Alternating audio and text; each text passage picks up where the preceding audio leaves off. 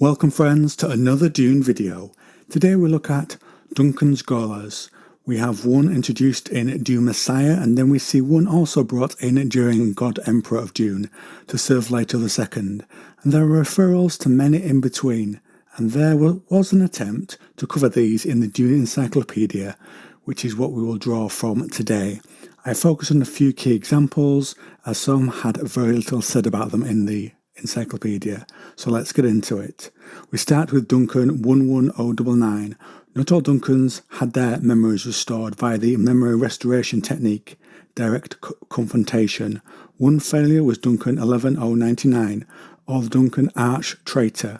Duncan Prime and his Gholas thrive in chaos. The Duncan here was offended by Leto's ruthless rule. He was sent on a mission to watch the remains of House Carino on Sir Lucius Secundus. He fell under the spell of Ankas Aramsham, the great-great-granddaughter of Captain Oro Amasham, and a Bene Gesserit of secret rank, who led the Sardaukar final force.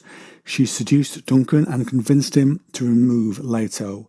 With Duncan's military mind and Bene Gesserit support, this group nearly breached the inner sanctum of the God Emperor of Dune, and they had a stone burner with them to remove him, supplied by the Ixians. But many Fremen still are Fader keen, and as ever they killed most of the Sardaukar. Some of this advantage came as they outnumbered the final force, and they were stronger under Paul as well, and Leto himself fought and killed Duncan and the remaining Sardaukar by himself. This revolt meant Leto did not order another Duncan for 30 years. During this time, the Tleilaxu modified their Duncan and later realised how dangerous male soldiers were, and so he ordered the formation of the Fish Speakers to be the military arm of his empire, and for the Fremen to be formed into the Museum Fremen, and he made changes to his own breeding programme to make men and women who exceed Duncan, so if the Ghola ever tried it again, he would be ready. The next Duncan was 12143, trained on Gamont. Before his memory was restored, he was the most prolific breeder of the Duncans. Over 18 years he fathered almost 1,000 children. He was slain by an ageing fish speaker, whilst with a Fremen woman. Then we have Duncan 12301. He was a reconstruction of the artificial Kwisatz Haderach that the Tleilaxu made during the Regency of Alia.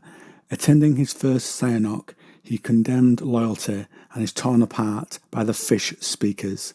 Then there was Duncan 12613, and here Duncan has almost every artificial augmentation that was in the arsenal of both the Ixians and the Tleilaxu. He was even superior to the best Bene Gesserit Fish Speakers.